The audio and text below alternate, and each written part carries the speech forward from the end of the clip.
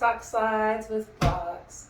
All right, grab your socks, grab your blocks. Feel free to pause the video if you need to go grab your socks or anything for the floor, your plates, or any kind of book sterilization, whatever it is that you use or you think you want to try for this practice. Yeah, this first round, we're going to be just focusing on how we grip the block, straightening the arms, and really just feeling stable in the blocks through a few short movements. Just notice that the blocks are unstable. I'm going to be using them on the highest level. Feel free to use them here or there. You can probably do all these exercises that way. This is probably the easiest version of the exercise, but you have less lift, and the lift definitely helps you get through and with the exercises a little bit. But as far as balance go and stability, this is going to be with a little more difficulty, and this will be with a little of the most. But regardless of where you are, think about coming to the top of the block, taking your thumbs to the inside of the block, and then either 2 or 3 fingers, if it's the bigger block, your hand will be on it, around it. Figure out what works for you. I then slide my hand back. My palm is about in the middle of the block, and it kind of looks like that. About that much of my fingers go around it, and so that way as I'm pouring weight into it, I'm somewhat in the middle of the block, and I have some leeway with my fingers to kind of grip. And when you grip, as you pull the block in, we're really trying to pull the finger pad down and find more connection with the palm of our hands, which ultimately will allow us to straighten our arms, extend through the shoulders, find that protraction and scapular extension, and just more engagement, and press through the rest of our body. So what we're going to do right now is we're going to find our hands, bring your blocks just to about where your knees are. The floor I'm on is great because there's a line, so it's super easy to just line it up. But you want your knees, try it this way first at least, in line with the front of the blocks. And I'm going to start by just gripping the blocks with my hands, and then kind of just like coming up to engage. And so maybe just practice getting ready. So like going from this, I'm here, to what does it feel like to externally rotate the elbows as I straighten my arms, so that I'm coming in to this locked position and going from up here, which having the natural curves of the spine and a little bit of anterior tilt, to saying, okay, I'm going to tuck my tailbone, squeeze the pit of my belly up in, and as I do so, get ready to press into my hands, protract through my shoulders, boom, ready to go. And those are the mindset, checklists that we want to get used to going through ourselves. All right, what do I need? How do I build this handstand from the floor up? How do I build this pose from the floor up? Just like you're building a gourmet meal, which this is a gourmet meal, what do you dress the bottom with? What's the foundation? There's a reason for why you put first on a plate what you do, how it holds the rest of the dish, how it tastes, and the same thing when you go to your practice here on your hands, how your hands are, how you grip the blocks, moving into how your elbows are, how your arms are straightened. It builds up from the floor. It's just like a tree. The stronger the roots, the stronger the way and the depth and how and where the roots reach, the more the ability has a tree to erect itself and root down to rise up and kind of just find that stability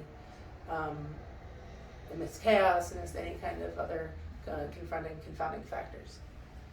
All right. So we're going to do 3 of those to get ready, and then we're going to do 3 knees into the chest. And you can either stay there with your knees into the chest, or explore straightening one or both legs to L-sit, and then we'll bring our knees back in and come down. And again, when you come down, you can come all the way down, but again, remember you're going to want to start again. Maybe you come down just to a hover or a float, so your toes are gently touching.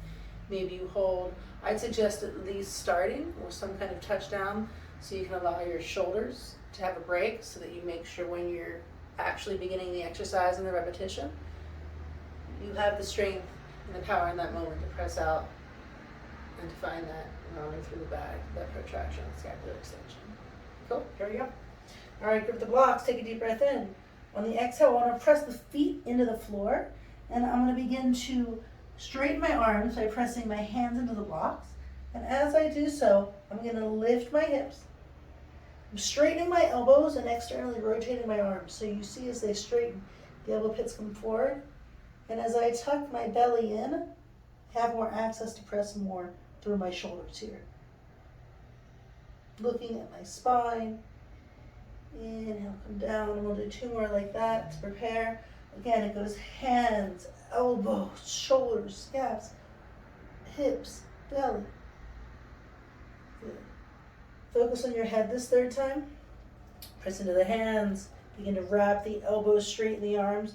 We're going to tuck the chin. As we tuck the chin, we'll look for the belly as the tailbone comes, and that really allows us to find that extra protraction. All right, so if that's feeling good, you can move on to the exercise.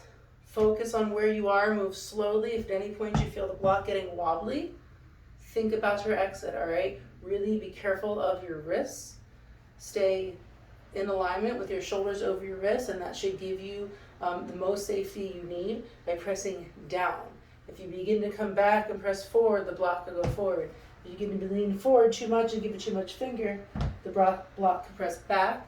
And likewise, if you find yourself pressing outward, it could go this way. So just take your time, and be careful, and have fun. All right, knees to chest, float. Maybe to also press down, take a deep breath in. On the exhale, we prepare to press into your hands, straighten the arms, tuck the tailbone as you look for your knees, and then begin to float. So you can press into your toes here. Maybe you slide your toes up towards your knees. And either leave your toes there if it feels good, you float, squeeze your knees towards your chest. Extend your legs if it feels good, take a deep breath in. Exhale, bend your knees, tops of the feet come to the floor, and you can come right down.